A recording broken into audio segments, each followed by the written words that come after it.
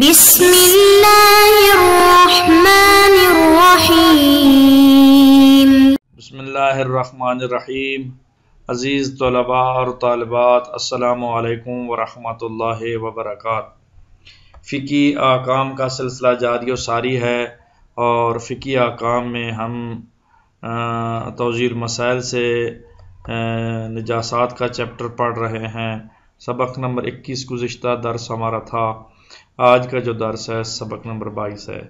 تو سبق نمبر 21 میں ہم نے مختصراً یہ پڑھا کہ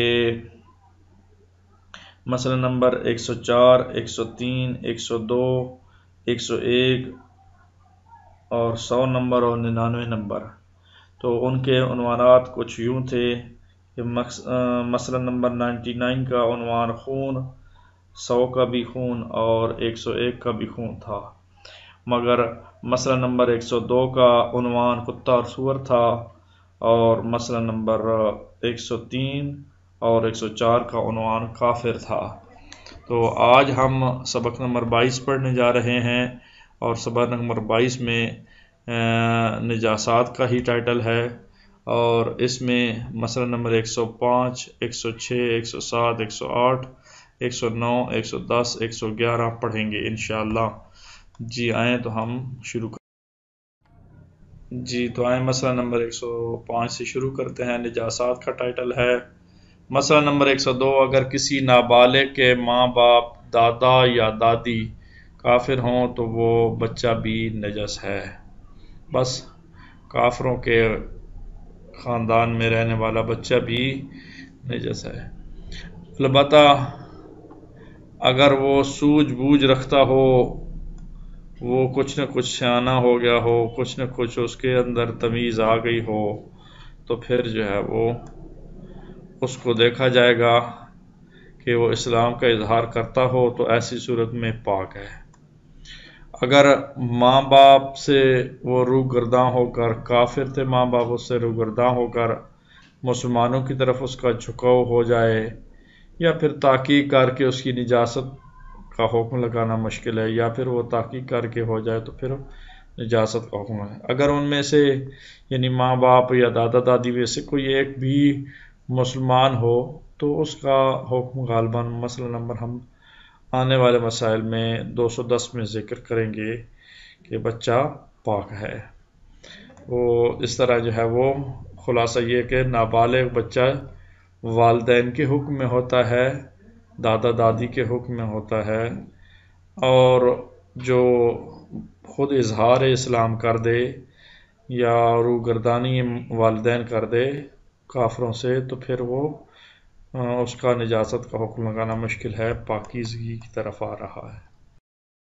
مسئلہ نمبر 106، اگر کسی کے متعلق یہ علم نہ ہو کہ مسلمان ہے یا نہیں، اور کوئی علامت اس کے مسلمان ہونے کی نہ ہو، تو وہ پاک سمجھا جائے گا، لیکن اس پر اسلام کے دوسرے احکام کا اطلاق نہیں ہوگا۔ مثلا نہ ہی وہ مسلمان عورت سے شادی کر سکتا ہے، نہ ہی اسے مسلمان کے قبرستان میں دفن کیا جا سکتا ہے۔ مسئلہ نمبر 106 کہ اگر کسی کے بارے میں علم نہیں ہے کہ مسلمان ہے یا نہیں، اور کوئی علامت اس کے مسلمان ہونے کی نہ ہو، تو وہ پاک سمجھا جائے گا۔ اگرچہ علامت مسلمان ہونے کی نہیں ہے لیکن پھر بھی پاک ہے۔ اس پر اسلام کے دوسرے احکام کا اطلاق نہیں ہوگا۔ دوسرے احکام مثلا مسلمانوں کے قبرستان میں دفنانا یا مسلمان عورت سے شادی کرنا، یہ اس کے احکام اس کو شامل نہیں ہوں گے، لیکن وہ اس کو کافر نہیں کہیں گے، مسلمان ہی کہیں گے۔ ایک عجیب مسئلے کا فلسفہ اور حکمت ہے، مسلمان ہے بھی اور کام بھی مسلمانوں والے نہیں ہیں، اور احکام بھی نہیں ہیں۔ مسئلہ نمبر 107، جو شخص خانوادہ رسالت صلی اللہ علیہ وسلم 12 اماموں میں سے کسی ایک کو بھی دشمنی کی بنا پر گالی دے وہ نجس ہے۔ اس میں دو رائے نہیں ہے، اس میں کوئی ڈاؤٹ اور شک نہیں ہے کہ ائمہ اہل بیت علیہ السلام کو جو شخص گالی دیتا ہے وہ نجس۔ 9 نمبر اگلے مسئلہ 108 ہے اور نجاسات اس کا ٹائٹل ہے اور لکھا ہے نمبر 9۔ نمبر 9 کیوں لکھا ہے؟ پچھلے اسباق میں بھی ہم رپیٹ کرتے ہیں، اس سبق میں بھی ہم اس کو رپیٹ کر دیتے ہیں کہ ہم نجاسات ذکر کر رہے ہیں۔ نجاسات میں پہلی نجاست جو ہے پیشاب، دوسری پاخانہ، تیسری منی، چوتھی مردار اور پانچویں خون، چھٹا کتا اور ساتواں سور، آٹھواں کافر۔ اس کو ہم نے پڑھ لیا 107 مسئلہ نمبر تک، اور ابھی جو مسئلہ نمبر 108 ہے وہ شراب کے متعلق ہے۔ کافر کا ٹائٹل بدل کر شراب آ گیا، تو نجاسات میں سے نامی نجاست جو ہے شراب ہے۔ شراب نجس ہے، اس کے علاوہ تمام مست کرنے والی چیزیں نجس نہیں ہیں۔ ہر جو ٹیکا لگاتے ہیں مستی والا وہ بھی نجس نہیں ہوگا، لیکن شراب جو ہے وہ نجس ہے۔ مسئلہ نمبر 109 مسئلہ نمبر 109 میں شراب کا ہی ذیلی ٹائٹل ہے، عنوان نجاسات ہیں، ذیلی ٹائٹل شراب ہے، اور توضیح المسائل کا مسئلہ نمبر 109 ہے۔ جب ہم توضیح المسائل کہتے ہیں تو اس کا مطلب یہ ہوتا ہے کہ یہ مسئلے شروع ہوئے ہیں احکام تقلید میں، اس میں کچھ مسئلے تھے 12-13، پھر احکام طہارت میں بیت الخلاء کے احکام، اسی طرح جو ہے وہ حاجت کرنے کے احکام، رفع حاجت کے احکام، اور اسی طرح جو ہے وہ نجاسات کے احکام جاری ہیں۔ اس وجہ سے ہم آپ کو بار بار کہتے ہیں کہ توضیح المسائل کا مسئلہ نمبر 109 ہے۔ صنعت الکحل، شراب جو ہے صنعتی شراب یا الکحل، خواہ صنعتی ہو یا طبی ہو، کی تمام قسمیں پاک ہیں۔ جب صنعتی الکحل کہا جاتا ہے تو اس وقت صنعتی شراب، صنعتی سواد کے ساتھ صنعتی، تو اس وقت وہ پاک ہوگا۔ دوسرا شراب نجس ہے لیکن یہ شراب جو ہے وہ پاک ہوگا، یہ کیونکہ ان کی بناوٹ کسی اور چیز سے ہے، شاید انگور سے نہیں ہے۔ اور مسئلہ نمبر 110، اگر انگور کا رس خود بخود یا پکانے پر ابل جائے تو پاک ہے لیکن اس کا کھانا پینا حرام ہے۔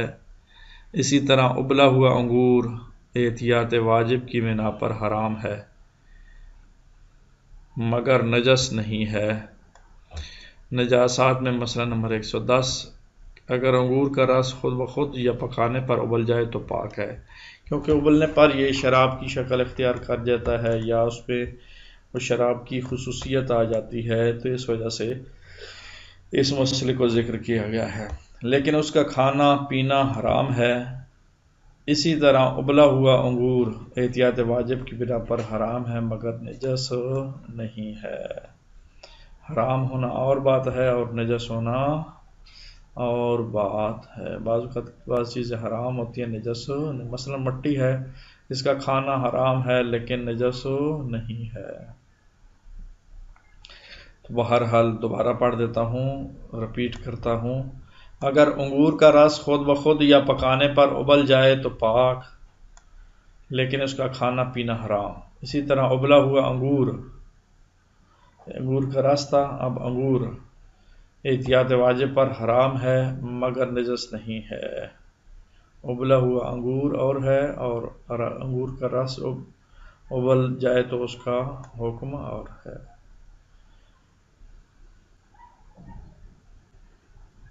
بلکہ ایک ہی حکم بن رہا ہے کسی حد تک۔ ابلا ہوا انگور احتیاط واجب کی بنا پر حرام ہے، اور انگور کا رس جو ہے ابل جائے تو اس کا کھانا پینا حرام ہے، اور انگور کا رس خود بخود پکانے پر ابل جائے تو پاک بھی ہے، اور اگر انگور جو ہے وہ ابل جائے، ابلا ہوا انگور جو ہے وہ نجس نہیں ہے یعنی پاک ہے۔ تو بہرحال یہ مسئلہ نمبر 110 ہے۔ آئیں اگلے مسئلے نمبر 111، کھجور، منقا، کشمکش اور ان کا شیرہ خواہ ابل جائے تو بھی پاک ہے اور ان کا کھانا حلال ہے۔ کھجور، منقا اور ان کا شیرہ خواہ ابل جائے تو بھی پاک ہے اور ان کا کھانا حلال ہے۔ یہاں تک مسئلہ سبق نمبر 22 کے آخری مسئلے کو ہم نے ذکر کیا، اور اس 22 نمبر سبق کو اختتام پذیر ہوتا ہے یہاں۔ تو آئیں اس کا خلاصہ آپ کی خدمت میں پیش کرتے ہیں۔ خلاصہ کچھ یوں بنے گا، ہم نے اس سبق میں سبق نمبر 22 میں مسئلہ نمبر 105 پیش کیا۔ 105 میں کہ اگر نابالغ بچے کی ماں باپ دادا یا دادی وہ کافر ہوں تو وہ بچہ بھی کافر ہوگا،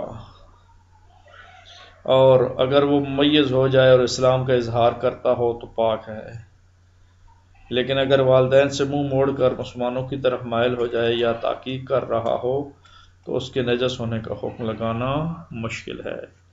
یہ مسئلہ نمبر 105 تھا۔ اسی طرح ہم نے مسئلہ نمبر 106 پڑھا، اگر کسی شخص کے متعلق یہ علم نہ ہو کہ مسلمان ہے یا نہیں اور کوئی علامت اس کے مسلمان ہونے کی نہ ہو تو وہ پاک سمجھا جائے گا۔ مسئلہ نمبر 107 کہ جو شخص خانوادہ رسالت صلی اللہ علیہ وسلم 12 اماموں سے کسی ایک کو بھی دشمنی کی بنا پر گالی دے احتیاط واجب کی بنا پر وہ نجس ہے۔ یہ کافر کے ہم نے مسائل آج پڑھے، اور شراب کے مسائل بھی ہم نے پڑھ لیے۔ اور شراب کا مسئلہ جو ہے وہ شراب نجس ہے، اس کے علاوہ انسان کو مست دینے والی چیزیں نجس نہیں ہیں۔ یہ ہم نے پڑھا مسئلہ نمبر 108 میں، اور مسئلہ نمبر 109 میں الکوہل چاہے سنتی ہو چاہے تبی ہو اس کے تمام اقسام پاک ہیں، سوائے یہ کہ معلوم ہو ثابت ہو جائے کہ یہ الکوہل انگوری شراب کی بھاپ اور تقطیر سے حاصل کیا گیا ہے، اس صورت میں یہ نجس ہوگا۔ تو مسئلہ نمبر 110 ہم نے پڑھا، اگر انگور کے رس میں خود بخود یا پکانے پر ابال آ جائے تو پاک ہے، لیکن اس کا کھانا پینا حرام ہے۔ اسی طرح احتیاط واجب کی بنا پر ابلا ہوا انگور بھی حرام ہے لیکن نجس نہیں ہے۔ اور آخری ہم نے یہ مسئلہ اس سبق کا 111 یہ پڑھا کہ کھجور، منقا، کشمکش اور ان کا شیرہ خواہ ابل جائے تو بھی پاک ہے اور ان کا کھانا حلال ہے۔ تو آئیں اب مشق کی طرف بڑھتے ہیں۔ جی تو آج کے سبق کی تمرین حل کرتے ہیں۔ طلاب کے لیے یہ ضروری میں بتا دوں کہ جتنے بھی سوالات ہیں یہ سارے کے سارے آج کے اس درس میں موجود ہیں۔ تو سوال نمبر 1 جو ہے وہ یہ ہے کہ اگر کسی نابالغ کے ماں باپ یا دادا دادی کافر ہوں تو وہ بچہ بھی نجس ہے یا نہیں ہے؟ یہ سوال، اس کا جواب اس سبق میں دیا گیا ہے، آپ حل کریں۔ نمبر 2، کھجور، منقا، کشمش اور ان کا شیرہ خواہ ابل جائے تو بھی پاک ہے اور ان کا کھانا حلال ہے یا نہیں، اس کے بارے میں بتائیں۔ اور تیسرا سوال، 12 اماموں میں سے کسی ایک کو بھی دشمنی کی بنا پر گالی دے تو وہ نجس ہے یا نہیں، اس کے بارے میں ذرا وضاحت کرے۔ سوال نمبر 4، اگر انگور کا رس خود بخود یا پکانے پر ابل جائے تو پاک ہے یا نہیں، اس کے بارے میں بھی آپ وضاحت سے بیان کریں۔ تو یہ ایکسرسائز آپ کو دی جا رہی ہے، تمرین دی جا رہی ہے، مشق دی جا رہی ہے۔ مشق اور تمرین کا ایک مقصد ہوتا ہے، وہ یہ کہ طلاب جو ہے وہ ذہنی طور پر کس حد تک آمادہ ہیں، تیار ہیں یا نہیں۔ اگر آپ لوگ اسی طرح تمرین حل کرتے رہیں گے تو سبق کی خوب تیاری ہو جائے گی اور اچھے انداز میں پریزنٹیشن اس سبق کی دے سکیں گے۔ اور یہ ضروری ہوتا ہے بچے کی ٹیسٹ اور امتحان بڑھوتری کے لیے۔ جتنے بھی امتحانات ہوتے ہیں ان کا ایک مقصد ہوتا ہے، تو یہ مشق کرانے کا ایک مقصد ہے کہ بچوں کی ذہنی نشو و نما ہو، ذہنی تیزگی ہو، ذہنی طور پر وہ آمادہ رہیں کہ ہم جب مطالعہ کرتے ہیں تو وہ مطالعہ جو ہے اس ناج پہ ہوتا ہے کہ اس کو خوب سمجھ کر ہم پڑھتے ہیں۔ آج کے لیے اتنا ہی کافی ہے۔ اللہ نیکبان، خدا حافظ۔